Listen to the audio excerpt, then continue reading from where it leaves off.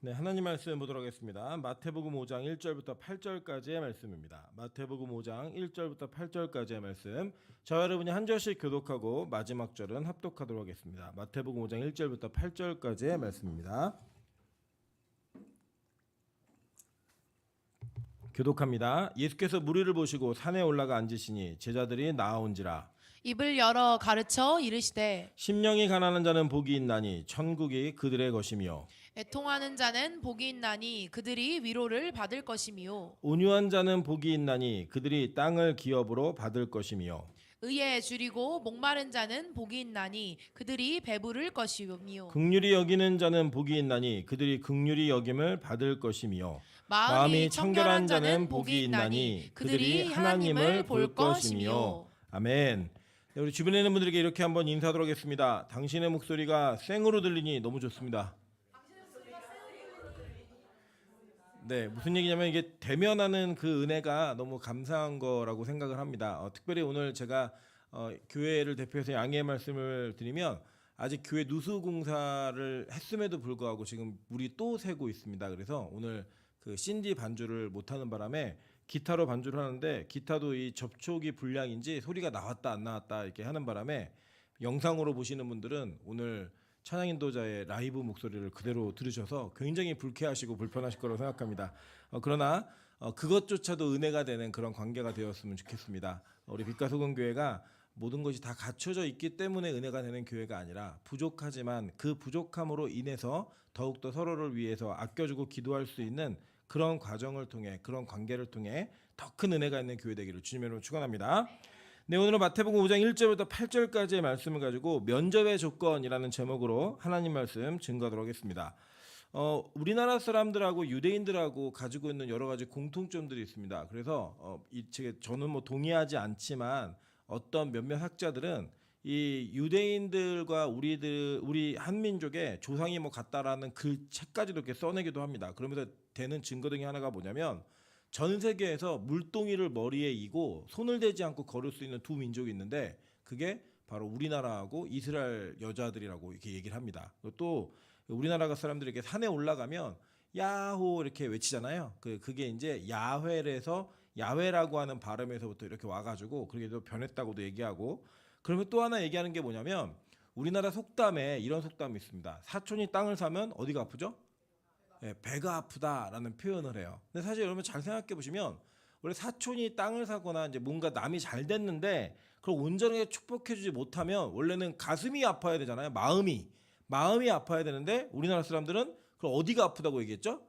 배가 아프다고 얘기했어요. 그런데 여러분 그 이스라엘 백성들도 인간의 마음이 배에 있다라고 여깁니다. 그래서 아주 재밌는 게 뭐냐면 오늘 여기 그 마음이 청결한 자는 이렇게 얘기하잖아요. 근데 이 마음이라고 하는 원래 히브리어가 레브라는 단어이고 또 레바브라고도 쓰는데 이 단어가 이 속사람, 마음, 의지를 얘기하고 신체 기관으로서는 심장을 지칭하는데 실제로 유대인들 사이에서는 사람의 마음이 어디에 있냐면 콩팥에 있다라고 얘기합니다. 우리나라 얘기하면 신장이죠. 신장. 그 신장에 있다고 얘기하면서 이 마음이 단지 그냥 우리가 생각하는 하나의 그냥 나 마음 좀 상했어 이 정도의 개념이 아니고 이 마음으로부터 출발한 전체 모든 것을 다 이야기하는 전인격적인 표현입니다. 제가 아직도 기억하면서 잊지 않으려고 노력하는 그 조언 중에 하나가 뭐냐면 저희 어머니께서 저한테 이렇게 조언하신 적이 있어요. 너는 사람들이 설교를 머리로 듣는다고 생각하고 머리에다 설교를 하는데 사람들은 설교를 머리로 듣지 않는다고 설교를 마음으로 듣는다고 마음에서 들려야 움직인다라는 그 이야기를 저한테 아주 적절하게 조언해 주셨던 그 기억이 제가 설교를 준비할 때마다 다시 한번 되뇌이고 시작하는 그 조언입니다. 그래서 가끔씩 우리는 뭐라고 얘기하냐면 제일 먼 데가 사람 신체기관 중에 제일 먼 데가 머리부터 가슴까지라고 그렇게 이야기합니다. 그러니까 머리로 아는데 가슴에 와닿지 않으면 그게 잘 움직여지지 않는다 이런 표현이겠죠. 그래서 우리 다 압니다. 안 먹으면 살이 빠진다는 건 머리로 다 알아요. 그죠? 근데 뭐가 동의가 안 되는 거예요? 마음이 동의가 안 되는 거예요. 그래서 머리로는 먹지 말라고 계속 얘기하는데 실제로 마음은 어떻게 하고 있어요? 이미 먹고 있다. 그러니까 먹고 싶은 욕망이 머리에 있는 지식을 이겨버리는 거예요. 예. 그리고 뭐 예를 들어 그럴 수 있잖아요. 아, 나는 저 남자 정말 마음에 안 드는 사람이야. 저 여자 정말 싫어. 이렇게 생각하고 싶은 이 이유는 정말 많아요. 그런데 그러함에도 불구하고 마음이 움직여서 때로는 말도 안 되는 연애를 하거나 말도 안 되는 관계를 계속 이어가는 그런 일들이 우리 안에 비일비재하기도 합니다. 그래서 어떻게 보면 우리는 지성이나 이성의 지배를 받는 존재이기 전에 우리는 마음의 지배를 받는 존재임이 제가 볼 땐 더 맞아 보여요. 우리 인간의 삶에 있어서. 그렇기 때문에 우리 뭐 지금 이 젊은 세대들은 이걸 MBTI로 표현해서 뭐 T다, F다 이렇게 표현을 해서 뭐가 더 강력한 자기의 주도적 성향인가 이걸 가지고 사람의 기질이나 사람이 가지고 있는 생각이 어떻게 다르고 어떻게 다르게 반응할 수 있는가 이런 것들도 많은 통계를 통해 연구하기도 합니다. 어쨌든 간에 중요한 건 뭐냐? 이 유대인들은 마음이라고 하는 것은 하나의 제한된 영역이 아니라 그 마음을 통해 사람 전체가 다 지배를 받는다고 생각했습니다. 그래서 이 마음에 대한 중요성을 누구보다도 더 강력하게 얘기했던 게 성경이고 그 성경 속에 유대인들은 구약에서부터 이 마음의 중요성을 굉장히 주의 깊게 집중했던 것들을 보게 됩니다. 특별히 오늘 이 마태복음 5장 8절의 말씀은 단지 예수님께서 그냥 뜬금없이 이 땅에 오셔서 뚝 던지신 이야기가 아니었습니다. 이미 시편 기자를 통해 말씀하셨던 내용이 그대로 투영되어서 거기에 모티브가 있음을 성경은 이야기합니다.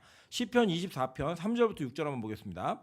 여호와의 산에 오를 자가 누구며 그의 거룩한 곳에 설 자가 누구인가? 곧 손이 깨끗하며 마음이 청결하며 뜻을 허탄한 데 두지 아니하며 거짓 맹세하지 아니하는 자로다. 그는 여호와께 복을 받고 구원의 하나님께 의를 얻으리니 이는 여호와를 찾는 족속이요 야곱의 하나님의 얼굴을 구하는 자로다 라고 이야기합니다. 자, 이거 보시니까 오늘 예수님이 하신 말씀이 이 시편에 있는 말씀을 조금 더 구체화하고 정확하게 표현했다는 거 아시겠죠? 그죠? 자, 이렇게 시편 기자가 얘기했던 이 내용, 그래서 구약에 있었던 성도들은 이 시편 24편 3절부터 6절의 말씀에 주인공이 누구였다고 생각했냐면 모세였다고 생각한 거예요.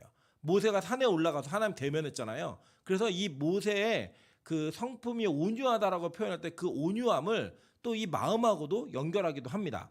어쨌든 중요한 건 하나님께서 이 유대인들과의 관계를 맺어가실 때 하나님은 그들이 가지고 있는 어떤 삶의 형태나 행동에 집중하지 않으셨어요. 하나님은 오히려 요구하셨던 거는 그 요구 속에 있었던 내용은 마음에 대한 요구를 훨씬 더 많이 하셨습니다. 한번 볼게요. 신명기 6장 4절부터 6절입니다. 이스라엘아 들으라 우리 하나님 여호와는 오직 유일한 여호와이시니 너는 마음을 다하고 뜻을 다하고 힘을 다하여 내 하나님 여호와를 사랑하라. 오늘 내가 내게 명하는 이 말씀을 너는 어디에 새기고요?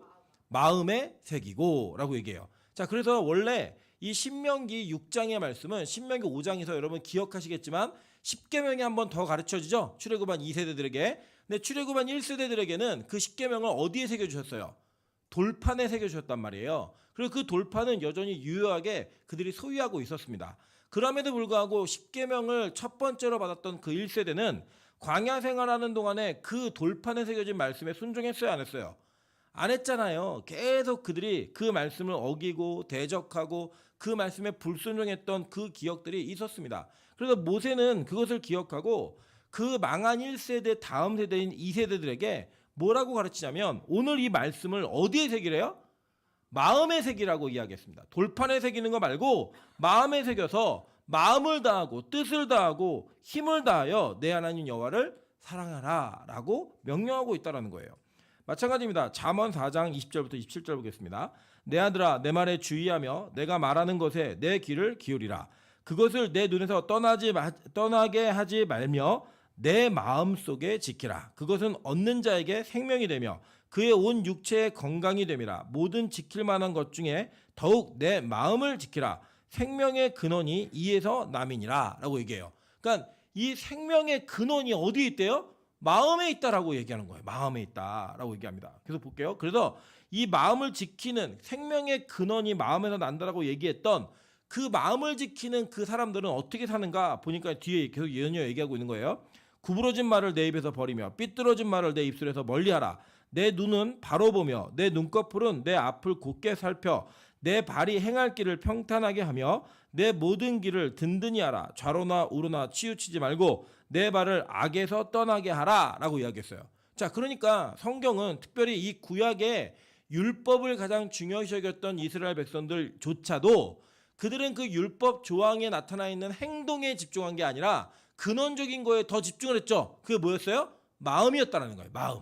그래서 여러분, 이 율법의 기본 정신은 이 행위에 있지 않고 마음에 있음을 이미 성경은 우리에게 가르쳐주고 있다는 겁니다. 실제로 하나님께서도 우리 인간을 평가하실 때 어떤 기준으로 평가하시겠는가를 성경을 통해 분명히 말씀하셨습니다. 에레미야 11장 20절입니다. 공의로 판단하시며 사람의 마음을 감찰하시는 만군의 여호와여, 나의 원통함을 주께 아뢰었사오니 그들에게 대한 주의 보복을 내가 보리로다 하였더니 라고 얘기해요. 자, 하나님의 뭘 감찰하신대요? 사람의 마음을 감찰하신다고 얘기했어요. 사무엘상 16장 6절부터 7절입니다. 그들이 오매 사무엘이 엘리압을 보고 마음에 이르기를 여호와의 기름 부으실 자가 과연 주님 앞에 있도다 하였더니 여호와께서 사무엘에게 이르시되 그의 용모와 키를 보지 말라. 내가 이미 그를 버렸노라. 내가 보는 것은 사람과 같지 아니하니 사람은 외모를 보거니와 나 여호와는 중심을 보느니라 하시더라. 이 중심으로 번역된 히브리어 단어가 레바브라고 하는 단어로서 이게 바로 이 레브라고 하는 단어가 동의어입니다. 동의어. 뜻 보세요. 어떤 뜻이냐? 속사람, 마음, 의지, 가슴, 영혼, 이해력 이런 뜻을 나타내고 있는 단어예요. 그러니까 하나님은 우리가 가지고 있는 외모적 조건을 보시는 분이 아니라 뭘 보신대요? 네, 중심, 마음을 보시는 분이라고 분명히 이야기하셨습니다. 여러분 잘 아시겠지만 이 이야기는 사무엘이 이새의 집에 가서 하나님의 명령을 따라 왕이 될 자를 선택할 때 그 왕이 될 자를 선택하는 그 과정 속에 이새의 아들들을 사무엘 앞에서 다 소개합니다. 그때 첫째였던 엘리압을 딱 보자마자 하나님의 사람이었고 기도했던 그 사무엘이 이 엘리압을 보고 너무 마음에 드는 거예요. 이유가 뭐냐? 용모와 키가 마음에 들었던 거예요. 그리고 뭐라고 했냐면 야, 이 정도 생겼고 이 정도 키면 이 사람은 왕 맞아 라고 확신할 정도로. 이 사람이 어떤 사람이었어요? 선지자였고 제사장이었잖아요. 근데 그 사람이 딱 보자마자 이 사람 왕 될 사람이네 이렇게 얘기했단 말이에요. 그런데 하나님이 뭐라고 얘기하세요? 그의 용모와 키를 보지 말라. 내가 이미 그를 어떻게 했대요? 버렸다라고 이야기했다라는 거예요. 기준이 뭐냐? 하나님은 그 외모가 아닌 중심이 기준이라고 말하고 있는 겁니다. 계시록 2장 23절에 이렇게 말했습니다. 또 내가 사망으로 그의 자녀를 죽이리니 모든 교회가 나는 사람의 뜻과 마음을 살피는 자인 줄 알지라. 내가 너희 각 사람의 행위대로 갚아주리라. 여러분 잘 보세요.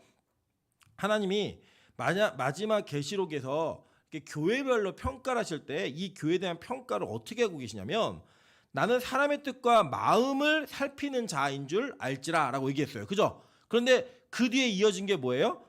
내가 너희 각 사람의 행위대로 갚아주리라. 그러니까 이 행위는 뭐로부터 나온다는 거예요? 마음으로부터 나온다는 거예요. 그러니까 마음이 어떤가에 따라 그 행위가 나오게 되고 그 행위가 나오는 것을 통하여 하나님은 심판하시겠다고 얘기했는데 그 심판의 근원이 뭐냐? 마음에서부터 출발하겠다라고 이야기하신 거예요. 그래서 이 헬라어로는 마음이라는 단어가 카르디아라는 단어인데 마음, 심장, 영혼, 생각, 욕망, 식욕 이것도 들어가요. 네. 그러니까 하나님이 그것대로 평가하고 그 행위대로 갚아주겠다라고 이야기하고 계신 거예요. 여러분 잘 볼게요. 근데 이렇게 마음을 살피는 하나님께서는 우리에게 분명한 평가의 기준을 얘기하셨어요. 그럼에도 불구하고 우리 인간이 가지고 있는 수준이 어느 정도의 수준인가, 인간 자체가 이 마음을 살피신 하나님 앞에서 어떠한 모습으로 설 수밖에 없는가를 성경은 분명히 이야기해주고 있습니다. 창세기 6장 5절부터 8절입니다. 여호와께서 사람의 죄악이 세상에 가득함과 그의 마음으로 생각하는 모든 계획이 항상 어때요? 악할 뿐임을 보시고 땅 위에 사람 지으셨음을 한탄하사 마음에 근심하시고 이르시되 내가 창조한 사람을 내가 지면에서 쓸어버리되 사람으로부터 가축과 그 기는 것과 공중의 새까지도 그리하리니 이는 내가 그것들을 지었음을 한탄함이니라 하시니라. 그러나 노아는 여호와께 은혜를 입었더라 라고 얘기해요. 여러분 잘 보시면 하나님께서 이 땅을 심판하실 때 그 심판하고자 했던 그 하나님의 계획이 실제로 이루어져야 될지 이루어지지 않아야 될지를 하나님 살피셨는데 그 살피셨던 그 결론이 뭐였냐면 사람의 죄악이 세상에 가득했고 그들의 마음으로 생각하는 모든 계획이 항상 뭐였대요?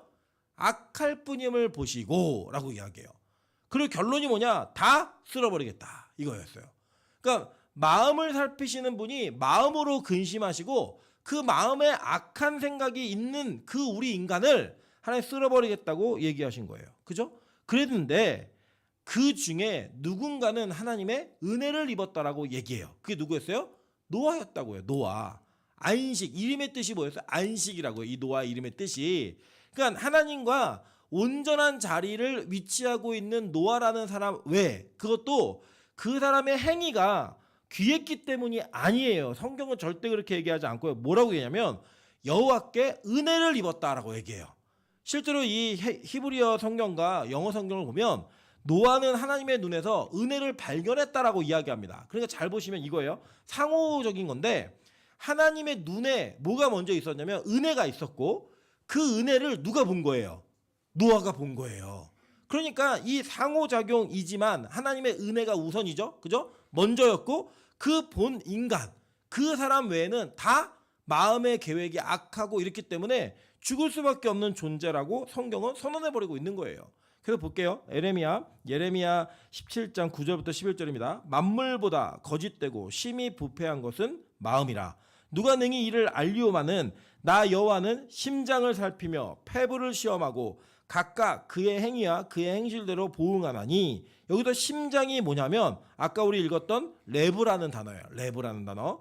레브를 살피고 폐부를 시험하고 각각 그의 행위와 그의 행실대로 보응하나니 불의로 치부하는 자는 자고새가 낫지 아니한 알을 품은 같아서 그의 중년에 그것을 떠나겠고 마침내 어리석은 자가 되리라 라고 얘기해요. 이게 뭐냐면 이 자고새는 뭐냐면 자고새는 이 뻐꾸기인데 남의 알을 품고 살아요. 그래서 이 남의 알을 품고 살았던 새가 이제 알이 깨갖고 나타나면 이게 나중에 처음에는 엄마인 줄 알았는데 더 나중에 덩치가 커져가지고 날아가요. 그냥 날아가고 이제 그 어리석은 자가 되겠다. 이게 무슨 말이냐면 우리 인간이 그렇게 산다는 거예요. 마음속에 자기 것이 아닌 거, 내 자리가 아님에도 불구하고 그것을 탐내고 욕심내는 부패한 마음으로 살아간다라고 자고새를 비유하여 우리의 마음이 어떤지를 선언해주고 있는 거예요. 마가복음 7장 6절부터 9절입니다. 이르시되 이사야가 너희 외식하는 자에 대하여 잘 예언하였도다. 기록하였을 때 이 백성이 입술로는 나를 공경하되 마음은 내게서 멀도다 라고 얘기해요. 이게 이제 이사야 29장 13절에 있는 말씀이에요. 그 이사야가 얘기한 것이 예수님이 이 땅에 오셔서 백성들을 보고 그대로 얘기하신 거예요. 너는 이사야가 말한 그대로 입술로는 나를 공경한다고 얘기하지만 마음은 멀다 안 멀다? 멀다라고 분명하게 선언하는 거예요. 그 이유가 뭐냐? 사람의 계명으로 교훈을 삼아 가르치니 나를 헛되이 경배하는도다 하였느니라. 너희가 하나님의 계명은 버리고 사람의 전통을 지키느니라. 또 이르시되 너희가 너희 전통을 지키려고 하나님의 계명을 잘 저버리는도다 라고 이야기해요. 자, 그러니까 하나님의 계명의 원래 의미는 뭐냐면 뭘 달라는 거예요? 마음을 달라는 거예요. 마음을. 행위를 달라는 게 아니라 마음을 달라는 건데 이 마음을 달라고 얘기했던 그 계명의 의미를 발견하지 못한 채 그들이 한 행동이 뭐냐면 행동적인 지침과 수칙을 만들어서 행동을 요구한 거예요. 행동을. 그게 뭐예요? 율법주의였다고요. 율법주의. 여러분, 그래서 우리는 우리 자신이 어떤 마음이냐면 이런 거예요.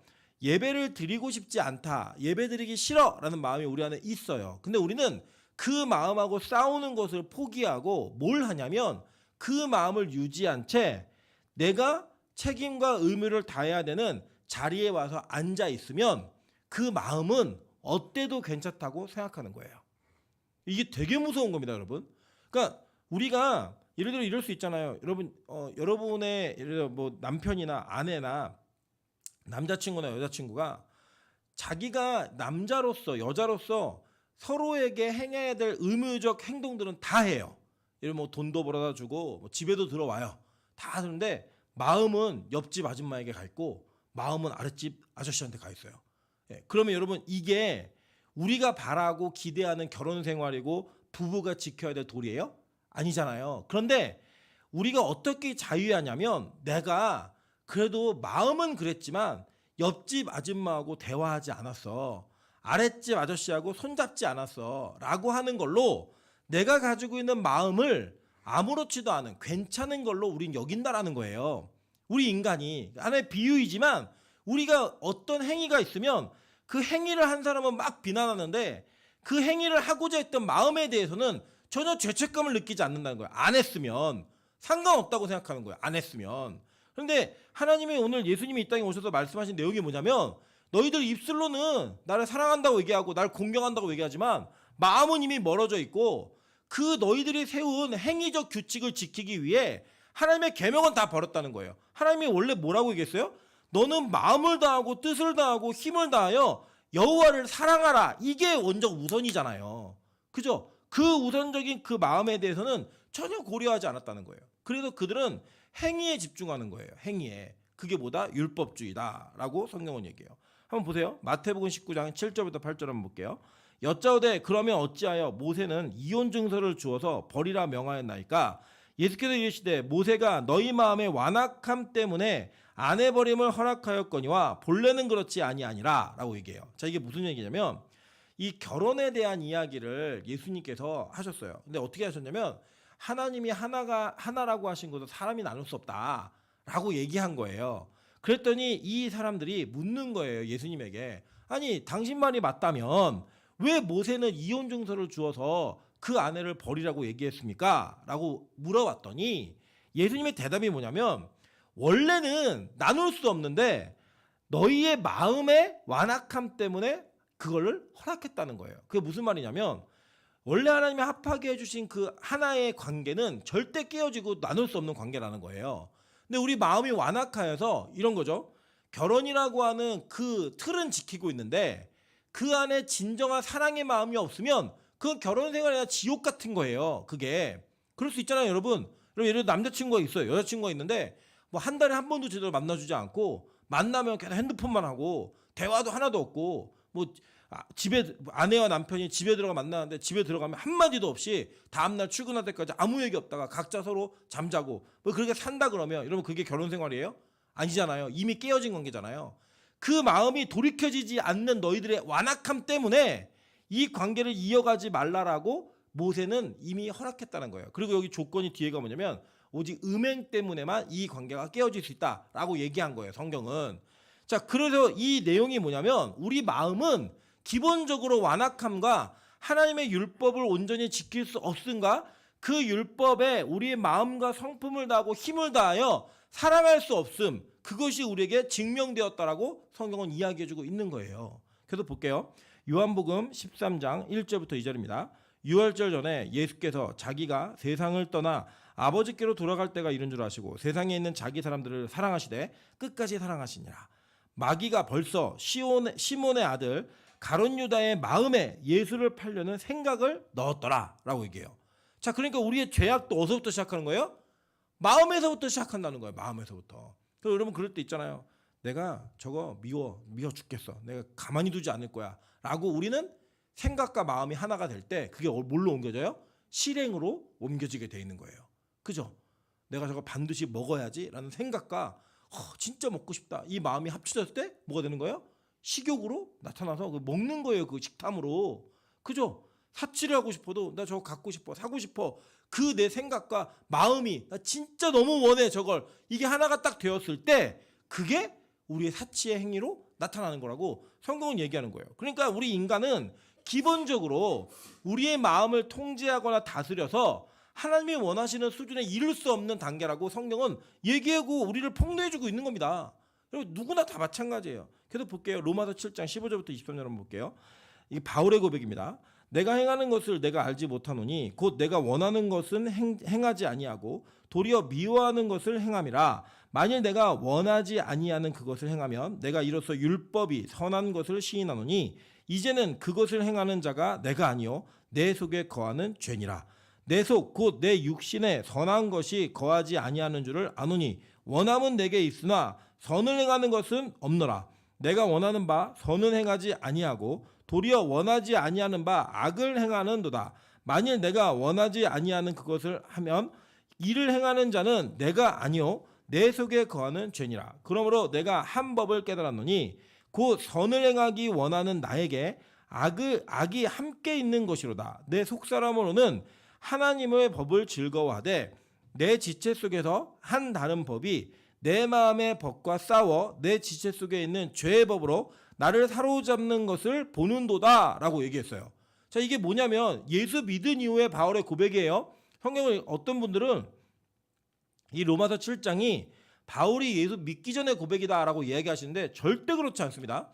바울은 이미 회심하는 상태이고 이 로마서 7장까지 올 때까지 바울은 믿음에 대한 고백을 쭉 이야기하고 있어요. 그래서 바울은 믿는 상태에서도 일이 일어난다는 거예요. 여러분 이게 인정이 되잖아요. 그죠? 여러분 스스로 그대로 표현을 하면 여러분의 말씀을 막 듣고 막 기도하고 눈물을 흘리며 찬양하고 이럴 때는 정말 하나님 뜻에 맞춰 살고 싶어요. 그죠? 우리가 그게 거짓말은 아니잖아요. 그 순간. 그런데 우리가 딱 그 시간이 지나고 나면 진짜 그렇게 사라지던가요? 아니요. 그렇게 안 사라져요. 여전히 그 우리 안에 있는 죄의 법이 우리를 사로잡아서 끌고 내려와서 그 죄의 법 앞에 무릎 꿇려 놓는 것을 우리 이미 경험하고 살아요. 그래서 우리가 자꾸 율법주의로 돌아가고 그 죄에 대한 행위로 계속 우리를 향해 달려가고 있는 것은 이러한 것들이 우리 안에 여전히 남아있기 때문에 옛사람이 완전히 죽지 않아서. 그래서 성경이 얘기하는 거 다른 거 아니에요. 그냥 마음은 이미 부패했고 우리 인간의 마음은 생각하는 모든 것과 계획이 다 악한 것으로 가득 찬 인생일 수밖에 없다라고 아예 한계를 지어서 이야기하는 겁니다. 자, 이렇게 말하고 있는 성경의 그 구약의 메시지 속에 오늘 예수님은 마태복음 5장의 산상수훈을 가르치시면서 마음이 청결한 자는 복이 있나니 이렇게 얘기했어요. 근데 이게 헬라어 원어로는 뭐라고 얘기했죠? 마카리오스라고 얘기했죠. 이게 뭐예요? 복 있는 자여 라고 얘기한 거예요. 복 있는 자여 그는 마음이 청결한 자로다 얘기하는 겁니다. 그러니까 이 산상수훈에 나타난 모든 것들은 네가 이런 행위를 하면 복을 받는다라는 복의 비결을 알려주는 게 아니에요. 이미 복받은 자들은 이미 그런 일들이 우리 안에 일어나고 있다라고 선언하고 가르치는 거지, 우리가 무언가 노력을 하고 열심을 하면 그것이 우리에게 어떤 선의 행위로 나타나는 것이 아니라고 성경은 너무나 명확하게 얘기해 주는 겁니다. 자, 그런데 오늘 이 마음, 우리의 더럽고 죄악된 마음에 하나님 예수님은 어떤 단어를 갖다 붙이냐면 청결이라는 단어를 갖다 붙이고 계세요. 자, 근데 이 청결이라는 단어는 굉장히 중요하게 다루어야 될 필요성이 있습니다. 왜냐하면 이 개념이 무엇인지를 정확히 알아야 되기 때문입니다. 자, 그러기 위해서 제가 비유를 한 가지 좀 들어드릴게요. 자, 예를 들어서 우리가 생수가 깨끗하잖아요. 그죠? 이게 생수, 예를 들어 뭐 제일 비싼 생수가 뭐예요? 에비앙? 뭐 에비앙이라는 생수가 있다. 이 생수는 깨끗한 생수예요. 그죠? 이 생수가 깨끗해요. 그리고 이것을 클린의 개념, 그러니까 완전히 그 오염되지 않음의 개념으로 따지면 이 생수 자체가 깨끗하다라고 말하는 것에 반대할 사람은 아무도 없을 거예요. 자, 동시에 여러분 예를 들어서 우리가 화장실 청소를 할 때 깨끗하게 할 수 있죠. 그죠? 화장실 변기를 깨끗이 청소했다라고 하면 누군가 화장실을 보면서 여기 너무 더러워라고 얘기하는 화장실도 있겠지만 화장실을 보면서 야, 화장실 진짜 깨끗하다라고 얘기하는 것도 있을 수 있겠죠. 그죠? 그런데 만약에 그 깨끗한 화장실의 변기에다가 에비앙을 갖다 부으면, 자 보세요. 깨끗한 것과 깨끗한 것이 만난 거예요. 그죠? 근데 우리는 이것을 깨끗하다고 얘기해요? 이 생수 드실 분. 여기 우물 있네. 그러면서 퍼드시는 분 계실까요? 없잖아요. 그죠? 자, 보세요. 각자의 개념은 깨끗한 거예요. 각자의 개념은. 그런데 각자의 개념의 깨끗함이 이게 일관성과 통일성을 이루지 않으면, 그러니까 어울리는 조화가 되지 않으면 이 깨끗함은 깨끗함이 아니라고요. 이해되시죠? 자, 이게 뭐 더 이제 좀 노골적으로 표현드리면 에비앙의 그 깨끗한 생수를 오강을 깨끗이 닦아서 먹진 않는다고요. 그죠? 예, 요강이죠, 요강. 요강을 깨끗이 닦아갖고 거기에다가 부어서 마시진 않아요. 우리 인간이 그렇게 동일하게 깨끗하다는 개념은 어디에든 다 적용할 수 있어요. 심지어는 화장실에도 적용할 수 있고 요강을 깨끗이 닦았네? 라고도 얘기할 수 있다고요. 그러니까 이 청결이라는 개념은 히브리적 개념을 반드시 이해하셔야만 되는 거예요. 이 깨끗하다라는 단어 자체는 이 클린의 개념이 아니라 퓨어의 개념이에요. 순수함의 개념이에요. 그래서 여러분 실제로 여기서 말하는 청결이라는 단어가 있어요. 우리 아까 1번에 간지 1번에 보시면 시편 24편 3절부터 6절에도 이 청결이라는 단어가 나오죠. 예, 여기에 말하고 있는 히브리어가 바르라는 단어인데 이 단어 자체가 순수한, 깨끗한, 거짓 없는 퓨어라는 의미를 그대로 담지하고 있는 단어입니다. 자, 그러니까 오늘 예수님이 이 땅에 오셔서 유대인들에게 아마도 많은 학자들은 아람어로 설교하셨을 거라고 이야기해요. 아람어로. 왜냐하면 통역 그냥 쓰는 언어가 아람어였고요. 그 아람어를 썼지만 이들의 사고 방식은 히브리적 개념이었고 이거를 성경에 기록할 때는 헬라어로 기록을 한 거예요. 그 신약 성경이니까. 그러니까 예수님이 마음의 청결함을 얘기할 때 이 청결이라는 단어 속에는 히브리적 개념으로 헬라적 단어로는 카다로스라는 단어이지만 여기에 히브리적 개념인 바르가 들어가 있다 안 들어가 있다? 들어가 있는 거죠. 그러니까 예수님이 마음이 청결한 자라고 얘기했을 때 그 청결의 의미는 단지 클린이라고 하는 그런 이렇게 깨끗함의 의미가 아니라 순수함, 하나의 의미가 훨씬 더 강력하게 담겨져 있는 거예요. 그러니까 이런 거예요. 시편 119편 113절에 보면 내가 두 마음 품은 자들을 미워하고 주의 법을 사랑하나이다 라고 얘기해요. 그러니까 이 깨끗함은 뭘 얘기하는 거냐면 한 마음을 얘기하는 거예요. 하나의 마음, 온전히 드리는 마음, 이걸 얘기하고 있는 거예요. 그러니까 마음이 깨끗하다라고 얘기하는 건 여러분 이미 불가능해요. 여러분이 이미 성경에도 선언을 계속하고 있지만 우리의 마음이 깨끗할 수 있어요 없어요? 없어요. 뭐 기도 열심히 한다고 깨끗해지나요? 잠깐 그럴 수 있겠지만 여전히 옛사람으로 돌아오고 있죠. 그러니까 여기서 말하는 이 깨끗함이라는 청결의 개념은 마음이 한 마음으로 되는 거다라는 거예요. 그래서 아까 신명기 6장에서 말씀한 게 뭐예요? 마음을 다하고 뜻을 다하고 그래서 힘을 다하여 내 하나님 여호와를 사랑하라. 이게 무슨 개념인지 이해되시죠? 예. 그 마음의 청결함은 한 마음으로 온전한 마음으로 하나님을 사랑하라고 얘기하고 있는 거예요. 호세아 10장 1절 가죠. 여러분 다 같이 한번 읽어보겠습니다. 시작.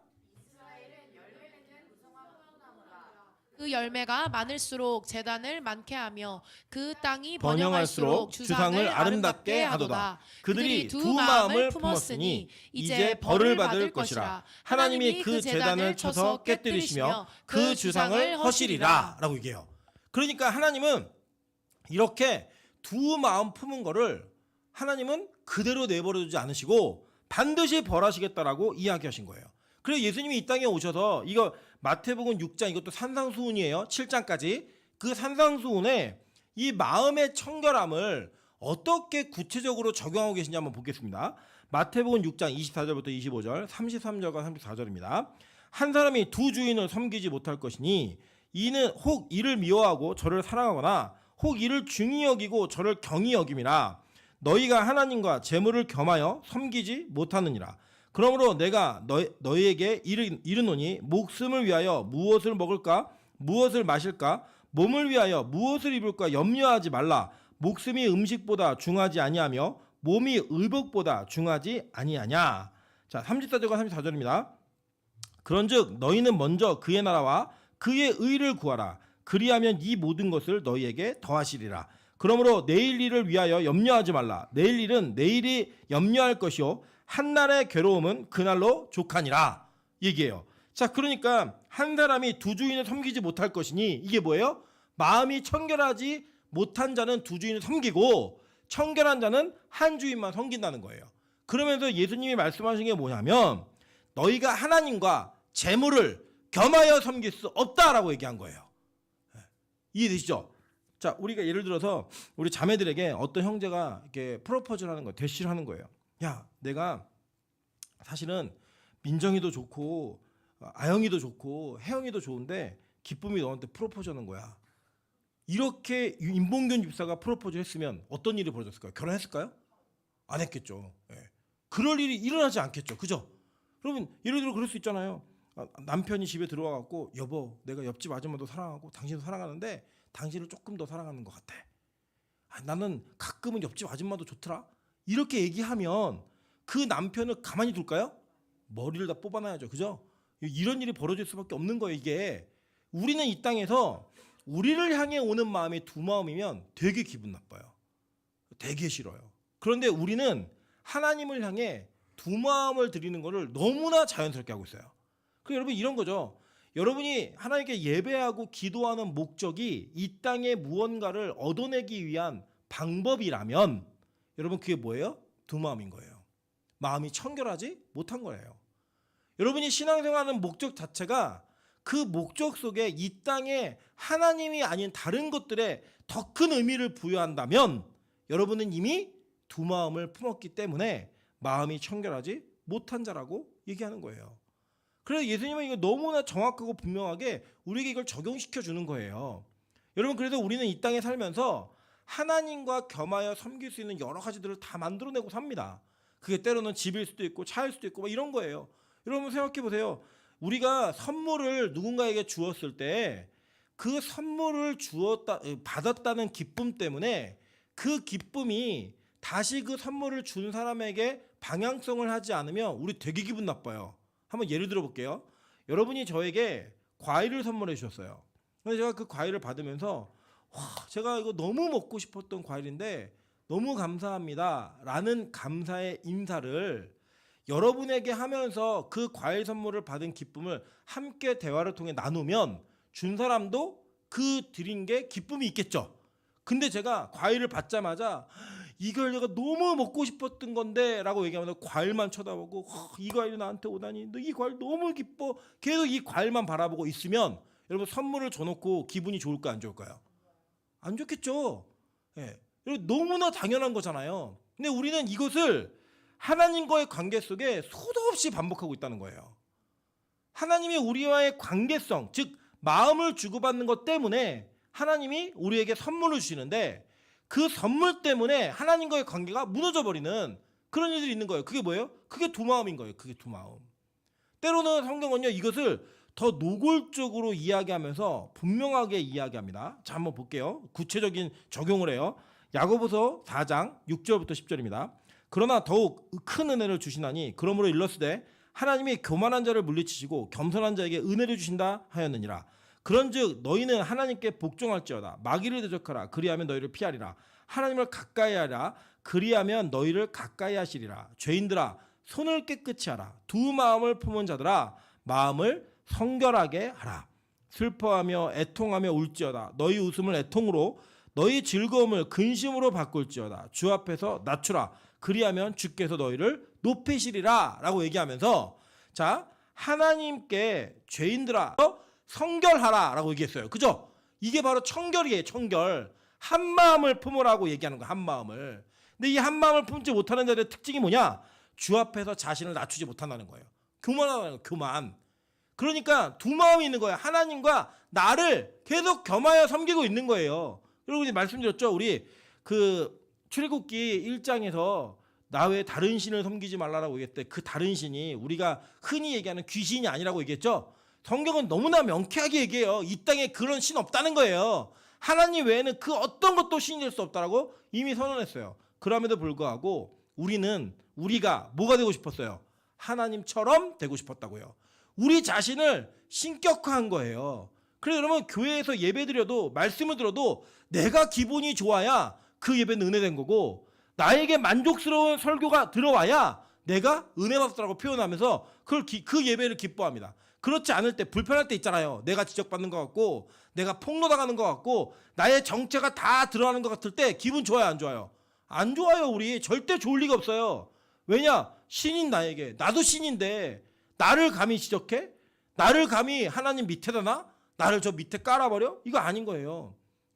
그래서 성경을 얘기하는 겁니다. 뭐라고 얘기하냐면 두 마음을 품은 자들아 마음을 성결하게 하라. 그 방법이 뭐냐면 너희가 슬퍼하며 애통하며 울지어다 라고 얘기해요. 너희가 웃을 일을 지금 애통으로 바꾸고 너희가 즐거울 일을 근심으로 바꾸라는 거예요. 예를 들어 여러분이 막 높은 자리까지 막 올라갔다. 그 즐거운 일이잖아요. 근데 그때 그거를 슬픔으로 근심으로 바꾸라는 거예요. 계속 이러면 나 교만해지는데 나 이러면 안 되는데 그러면서 자기를 어떻게 하려 계속 주 앞에서 자기를 낮추라고 얘기하고 있는 거예요. 그래서 볼게요. 야고보가 얘기합니다. 야고보 1장 5절부터 8절입니다. 야고보서 너희 중에 누구든지 지혜가 부족하거든 모든 사람에게 후히 주시려고 꾸짖지 아니하시는 하나님께 구하라. 그리하면 주시리라. 오직 믿음으로 구하고 조금도 의심하지 말라. 의심하는 자는 마치 바람에 밀려 요동하는 바다 물결 같으니 이런 사람은 무엇이든지 주께 얻기를 생각하지 말라. 두 마음을 품어 모든 일에 정함이 없는 자로다. 자, 두 마음을 품은 자가 어떤 자래요? 의심하고 믿음 없는 자라는 거예요. 여러분 근데 솔직히 말씀해 보세요. 여러분 기도하고 의심해 본 적 있어요, 없어요? 네, 많죠. 될까 이게 진짜? 정말 이게 가능할까? 여러분 이런 의심해 보면 정말 많죠. 그게 여러분 뭐예요? 두 마음을 품은 거래요, 이미. 그러니까 믿음이 없는 것 이것 자체가 이미 두 마음이라는 거예요. 여러분 진짜 이게 너무 어려운 것 같아요. 하나님을 우리가 믿는다 얘기하는데 그 믿는 것 속에 나타나고 있는 하나님을 온전히 신뢰하지 못하는 우리 안에 불안함, 근심, 걱정, 염려 이 모든 것들이 다 무슨 마음을 품어서 그런 거래요? 두 마음을 품었대요. 그러니까 뭐예요? 마음이 청결하지 않은 자들이라는 거예요. 우리 인간이. 그래서 우리는 마음 자체도 악하지만 그 청결함, 한 마음을 갖는 것, 온전한 마음을 갖는 게 그렇게 쉽지 않다라고 성경은 이야기하고 있고 어떻게 보면요 쉽지 않은 정도의 수준이 아니라 불가능하다라고 이야기하고 있는 것처럼 우리에게 느껴져요.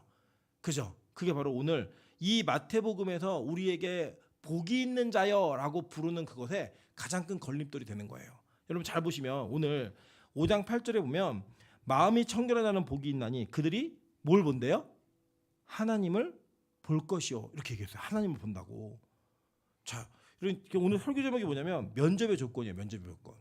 제가 아까 우리 면접의 조건이 뭐지? 이렇게 우리 설교 제목만 보고 우리 용서 형제가 이렇게 얘기하더니 다른 거예요. 서류 심사를 통과해야지 이렇게 얘기하더라고요. 맞아요. 서류를 통과해 면접을 봐요. 우리는 어떤 기업이나 회사나 학교에다가 지원을 하면 그 서류가 통과되고 나야 면접이라는 수순을 밟게 되어 있습니다. 그죠? 그리고 그 면접을 할 때는 뭘 하냐면 그 회사에서 나를 뽑아줄 사람, 이 학교에서 나를 뽑아줄 사람과 대면하는 일이 벌어지는 거예요. 얼굴을 대고 마주보는 거예요. 근데 우리는 그 면접이 주어졌다는 것만으로도 이미 거의 한 반 이상은 합격한 마음으로 가요.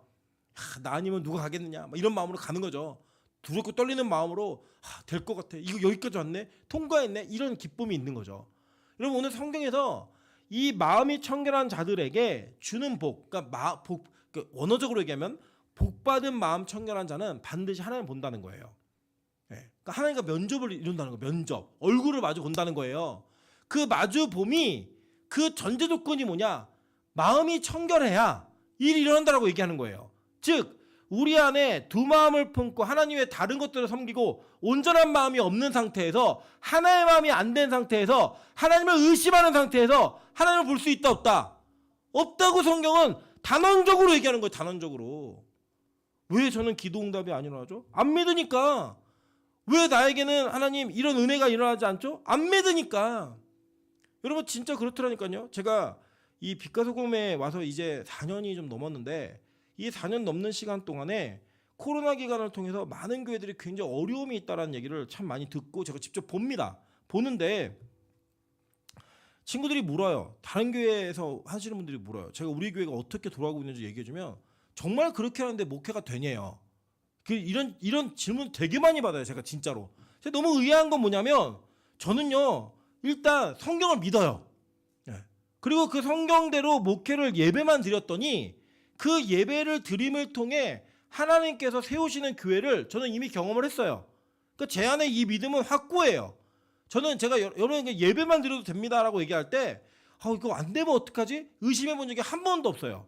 왜냐? 그것은 저의 삶과 저의 인생과 저의 목회 가운데 하나님께서 기름 부으셔서 역사하신 그 현장을 통해 얻어진 믿음이에요. 믿음.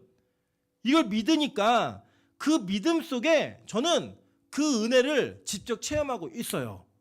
체험해요 진짜. 제가 이번에 되게 놀란 게 뭐였냐면 그때 몰랐는데 작년 이맘때까지 제가 이번에 뭐 재직계 준비하려고 자료를 보다가 알게 된 건데 작년 이맘때까지요 우리가 한 1억 7천 정도의 헌금이 들어왔어요. 작년 이맘때도 딱 요 시기까지.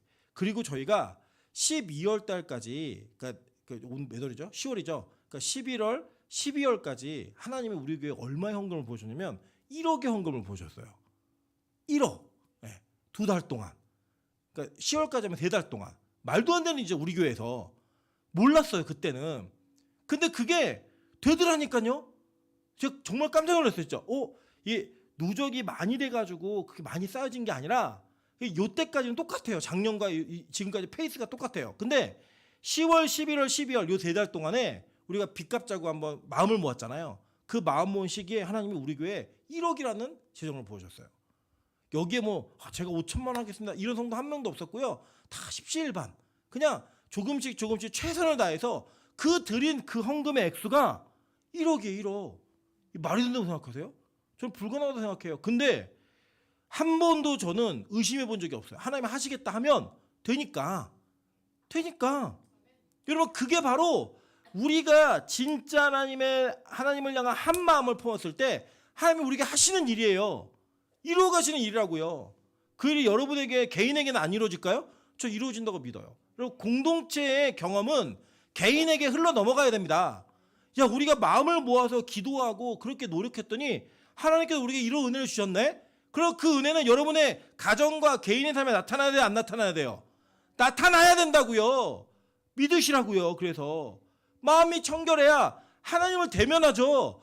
그 대면이 뭐예요? 하나님으로부터 오는 응답을 경험하게 되는 거예요. 여러분 하나님은요 우리가 눈으로 볼 수 있는 분이 아니에요. 그런데 이 대면하다는 표현 자체는 그 하나님과의 마주범처럼 그 친밀함, 하나님께서 주시는 그 은혜를 우리가 그대로 받아 누릴 수 있는 특권이 우리에게 주어진다는 거예요. 잘 보세요. 잠언서 20장 9절에 보면요. 내가 내 마음을 정하게 하였다. 내 죄를 깨끗하게 하였다 할 자가 누구냐라고 물어요. 뭐예요? 없다는 거예요. 자기 스스로는 없다는 거예요. 보세요. 에레미야 31장 33절부터 34절 한번 보겠습니다. 그러나 그날 후에 내가 이스라엘 집과 맺을 언약은 이러하니 곧 내가 나의 법을 그들 속에 두며 그들의 마음에 기록하여 나는 그들의 하나님이 되고 그들은 내 백성이 될 것이라 라고 얘기해요. 돌판에 기록해서 주니까 안 되겠다는 거예요. 신명기에도 야 너희들 돌판이 아니라 마음이야 라고 했더니 됐어요 안 됐어요? 안 됐잖아요. 그 2세대가 들어가가지고 만든 그 시대가 어떤 시대냐면요. 여호수아 시대를 지나서 사사기 시대를 만들어내요. 예, 그게 바로 그들이었다고요. 여러분 그러니까 지금 오늘 성경에서 하나님은 예레미야를 통해서 말씀하시는 거예요. 너희들 내가 아무리 지켜봐도 아무리 보아도 안 되더라. 너희들 그 법을 못 지키고 망하더라. 그래서 내가 이제는 더 이상 니들에게 안 맡겨. 내가 너희들 마음에다가 나의 법을 그냥 기록해버릴 거야. 새겨버리겠어. 얘기하는 거예요. 그래서 볼게요.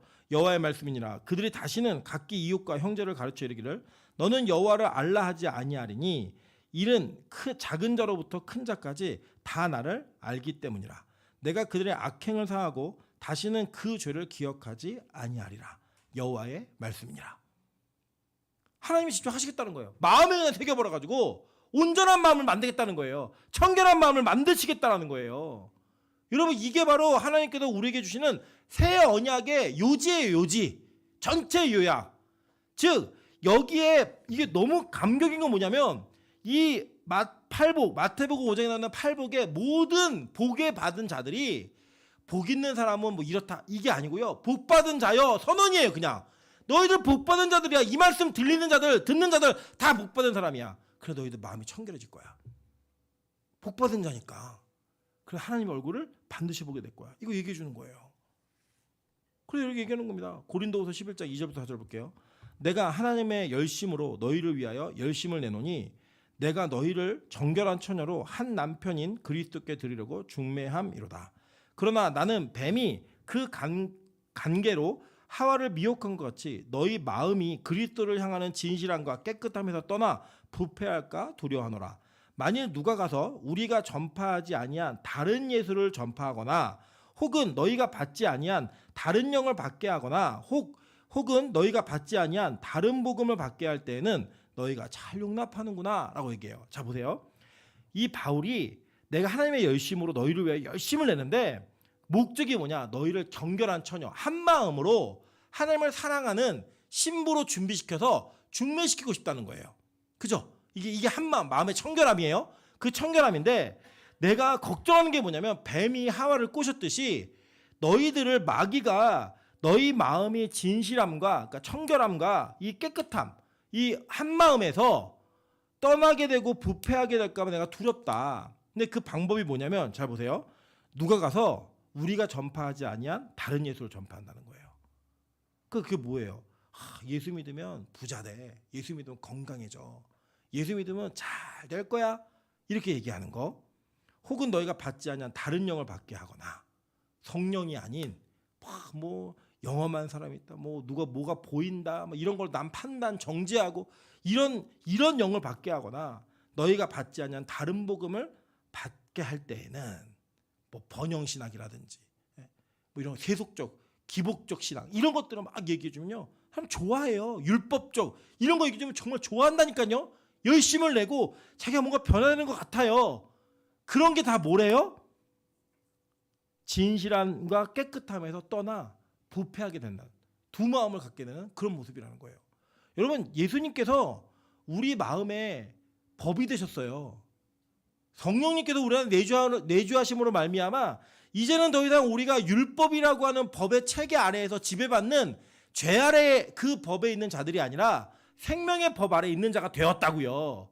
그런데 왜 자꾸 다른 복음이 우리에게 매력적이냐? 여러분 이게 공짜예요. 그리고 이 길은 공짜인데 고난이에요.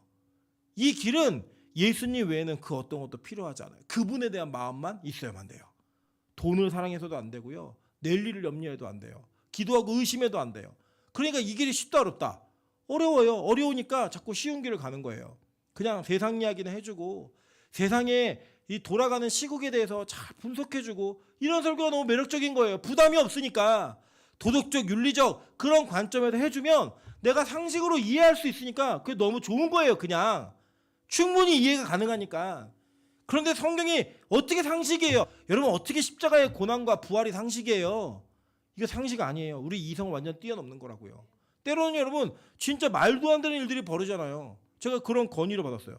성경에 일어난 사건을 우리 교회에 있는 인원들에게 대입을 하지 말래요. 너무 이상하대요. 뭐 예를 들면 뭐 유다하고 다말이 같이 이렇게 해가지고 아기를 낳은 거 이런 거 예를 들어서 뭐 우리 교회 누구하고 누구 이거 얘기하지 말래요. 너무 이상하대요. 그게 불쾌하대요. 불쾌함이 성경에 있는 진리라니까요. 충격적이지 않으십니까, 여러분? 그 성경에 있는 이야기가 여러분 실제 사건이면 되게 불쾌하고 힘든 거예요. 내 주변에 있는 사람을 갖다 넣어도 너무 저질스럽고 이거 막 안 했으면 좋겠는 거예요. 그게 복음이래요. 성경은 그 우리 이성으로 받아들이는 게 가능하다고요? 불가능해요. 그래서 하나님은요 우리 마음에 하나님의 법을 새겨버리는 거예요. 그래서 믿어지는 거예요. 그게. 그래서 우리가 그게 우리 마음의 온전함으로 나타나는 거예요. 우리 가끔 그럴 때 있지 않으세요? 이 얘기는 좀 성경에서 뺐으면 좋겠다. 저거 불편해. 저건 얘기 안 했으면 좋겠는데. 저거 너무 우리한테 어려워. 이런 얘기 있지 않으세요? 저는 있거든요. 성경 읽다 보면 이걸 진짜 어떻게 하지? 이거 어쩌지? 전하는 것도 힘들어요. 전하는 것도 어렵고. 오늘도요. 2부 설교 제목이 잔인한 은혜예요. 그런데 오늘 그 현희 자매가 자기 친구 2명을 데리고 온대요. 미치겠어요. 그 내용이 뭐냐면 십자가의 피, 이 잔인함이 우리에게 어떻게 은혜가 됐는가 이걸 설교해야 돼요. 본문이 그러니까. 우리 교회는 뭐 사람에 맞춰서 설교하는 교회가 아니잖아요. 본문에 맞춰서 설교하는 교회니까. 그런데 처음으로 새신자들한테 그 얘기를 한다? 우와 너무 불편한 거예요 진짜. 이걸 제대로 이해할 수 있을까? 받아들일 수 있을까? 저희 아내가 그런 얘기 하더라고요. 자기도 누가 제자들이 온다 그럴 때 그날 본문을 본대요. 와 이거 어떡하지? 어떡하지? 예를 들면 지난번에 뭐 누가 왔더라? 누가 왔는데 무교절 미치겠대요 자기도. 이걸 걔가 듣고 앉아있을 수 있을까? 그런데 여러분 그걸 통해서 하나님의 은혜를 주시는 그걸 믿는 게 믿음이라고 성경 우리에게 가르치고 있는 거예요. 오늘 기도 많이 해주세요. 2부 때 잔인한 은혜가 선포될 때 놀라운 은혜가 드러날 수 있게 도와달라고. 그리고 그게 바로 우리가 갖고 있는 이 불편함이에요. 근데 바울은 그게 전해져야 진짜가 전해지고 다른 것들은 다 제해야 한 마음으로 정결한 처녀로 그리스도의 신부로 드려지는 은혜가 나타난다고 얘기하는 거예요. 저는 우리 교회가요 진짜 복음만 붙드는 교회 되기를 주님의 이름으로 축원합니다. 제가 여러분 진짜 복음만 전할 수 있게 진짜 기도 많이 해주세요. 저도요 여러분 사람들이 듣기 좋은 설교를 못하는 사람이 아니라니까요. 제가 그걸 해가지고 교회를 계속 배가시키고 부흥시켰던 사람이에요. 하던 것들을 안 하려고 하니까 얼마나 힘들겠어요. 눈에 보이는데. 근데 그거 하면 하나님 저 죽이실 거예요. 진짜로. 마지막 기회예요. 제 인생에. 이 목회는. 그래서 여러분 저는 절대로 이 복음을 포기할 수가 없어요. 그래서 성경 얘기합니다. 히브리서 10장 22절 볼게요. 우리가 마음의 뿌림을 받아 악한 양심으로부터 벗어나고 몸은 맑은 물로 씻음을 받았으니 참 마음과 온전한 믿음으로. 이게 뭐예요? 마음의 청결함이에요. 한 마음으로 하나님께 나아가자. 요한복음 14장 8절부터 10절입니다. 이런 일이 벌어지면 어떤 일이 벌어지냐? 빌립이 이르되 주여 아버지를 우리에게 보여주옵소서. 그리하면 족하겠나이다. 빌립이 예수님과 이게 3년 동안 동행하고 그 동행하는 과정 속에 예수님에게 질문을 던지는 거예요. 예수님 맨날 아버지 기도하시는데 우리 아버지 얼굴 한 번만 보여주시면 안 돼요? 그럼 내가 진짜 내 인생에 그 어떤 것도 바라지 않고 만족하겠습니다. 라고 얘기를 했어요. 그럴 때 예수님께 이렇게 말씀하세요. 예수께서 이르시되 빌립아 내가 이렇게 오래 너희와 함께 있으되 내가 나를 알지 못하느냐? 나를 본 자는 아버지를 보았거늘 어찌하여 아버지를 보이라 하느냐? 내가 아버지 안에 거하고 아버지는 내 안에 계신 것을 내가 믿지 아니하느냐? 내가 너희에게 이르는 말은 스스로 하는 것이 아니라 아버지께서 내 안에 계셔서 그의 일을 하시는 것이라. 여러분 예수님을 진짜 믿으면 누굴 본 사람이에요? 이미 아버지를 본 사람인 거예요. 찬수가 저한테 이런 질문하더라고요. 아빠, 예수님이 진짜 계시다는 증거를 나한테 몇 가지만 대래요. 자기한테 몇 가지만 대달래요. 여러분 그렇게 얘기하는 그 아이가 얼마나 예수님이 보고 싶겠어요. 제가 이 아이가 어린이집에서 어떤 생활하는지를 이제 선생님이 가끔 들어요. 같은 하늘문의 교인이니까. 근데 찬수가 혼자서 예수를 믿는데요. 거기에 있는 애들이 거의 다 예수를 안 믿는데요. 그러니까 하나님에 대한 이야기가 나오고 예수님에 대한 이야기가 나오면 찬수가 하나 공격받는 거예요. 봤어? 네가 하나님 봤어? 네가 예수님 진짜 만나본 적 있어? 근데 어떻게 믿어? 막 공격을 받는 거예요. 그러니까 이 아이에겐 뭐가 필요하냐면 자기 안에 하나님을 만난 그 확신의 증거가 필요한 거예요. 그게 정말 필요한 거예요. 여러분 이게 어떤 아이가 어린이집에서 겪고 있는 일이지만 여러분이 각자가 사회 속에 나가면 겪는 일 아니에요? 여러분 각자가 여러분 주변 가족들 안 믿는 가족들과 친척들을 만나면 겪는 일 아니세요? 너 그렇게 기도한다며 왜 그래 삶이? 야 진짜 있어? 너 진짜 있다면 너 왜 그렇게 사니? 왜 그거밖에 안 돼? 너 만나봤어 네가? 직접 본 거야? 그거 아직도 종교를 믿어? 과학이 이렇게 발달된 시대에? 그리고 근거 여러분 받는 거 아니에요? 그리고 여러분도 정말로 여러분 안에 그런 경험이 있었으면 좋겠잖아요. 꿈에라도 하얀 옷을 입으신 하나님이 나타나셔갖고 혜영아 너 나 찾았지? 얼굴 봤지? 이렇게 한번 해주면 얼마나 좋겠어요. 적어도 막 목사가 막 설교하고 있는데 옆에 막 좌우에 천사들이 많아 살아가지고 막 목사를 막 수정하고 들고 있는 막 이런 거 여러분 한 번 보시면 얼마나 여러분 믿음 안에 확신이 생기겠어요. 그죠? 근데 여러분 잘 생각해 보세요. 그런 눈에 보이는 것들을 추구하는 신비주의자들은요 그걸 포기를 하지 않아요. 계속 보고 싶어 하고요. 더 자극적인 걸 봐야만 해요.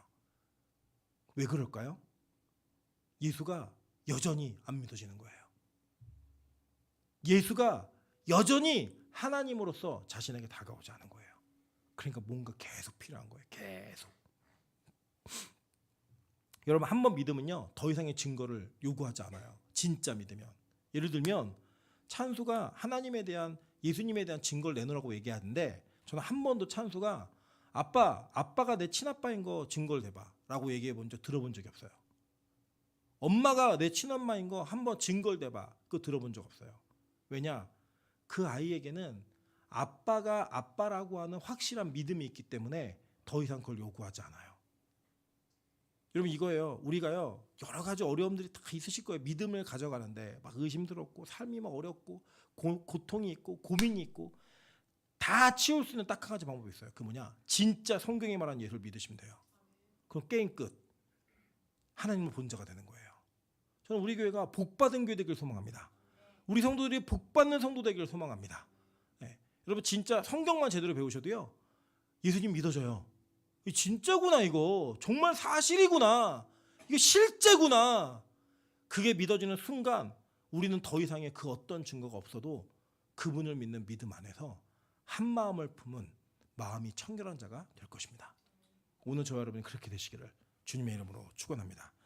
네, 오늘은 이제 반주 이게 잘 안 나오기 때문에 그냥 기도만 할게요. 기도만 그냥 기도만 하는데 우리 그 여기 있는 분들 위해서 찬양 반주만 넣어주세요. 기도할 때 여러분 이렇게 기도하셨으면 좋겠어요. 하나님, 내가 하나님의 얼굴을 보는 그 믿음이 내 안에 있기를 소망합니다. 내 마음이 정말 청결한 자가 된다라고 하는 거, 한 마음을 품는 건데 온전한 마음으로 하나님만을 섬기기를 온전히 소망합니다. 잘 안 되잖아요. 우리 아직 돈 사랑하잖아요. 명예 사랑하고 좋아하는 거 너무 많잖아요. 이성 사랑하고 먹는 거 좋아하고 이런 모든 것들이 우리 안에 하나님과 견주어서 대등할 만한 것이 너무나 많잖아요. 그것이 하나님 온전한 마음으로 다 사라지게 도와주십시오. 그러려면 여러분 딱 한 가지예요. 진짜 예수님을 믿으시면 돼요. 그러면 여러분 오늘 예수님께서 선포하신 그 복이 여러분에게 있을 겁니다. 복 있는 자요. 마음이 청결하게 될 것이고 하나님의 얼굴을 보게 될 거야. 이 말씀이 이루어지는 교회 되기를 소망합니다. 이 말씀이 이루어지는 빛과 소금 교회 성도 되기를 소망합니다. 그리고 여러분 꼭 이 믿음 때문에 면접의 자리까지 갈 수 있는 그 믿음이라는 서류 심사를 꼭 통과해서 하나님을 대면하는 면접의 자리까지 갈 수 있는 저와 여러분 되시기를 축원합니다. 제가 한번 통성으로 기도할 때 하나님 나에게 이 믿음을 허락하여 주시옵소서. 이 마음의 청결함 한 마음을 허락해달라고 우리 주여 한번 크게 통성같이 한번 기도합니다. 주여! 아버지 하나님 역사하신 은혜를 따라 우리가 기도하며 나아갑니다. 하나님 우리가 마음이 청결하지 못했습니다. 하나님 우리 마음이 항상 악할 뿐이었고 항상 하나님 두 마음을 가졌습니다. 예배하면서도 기도하면서도 하나님의 필요한 것들이 너무나 많았음을 고백합니다. 하나님 오늘 우리에게 한 마음을 허락하여 주시옵소서. 아버지 마음의 청결함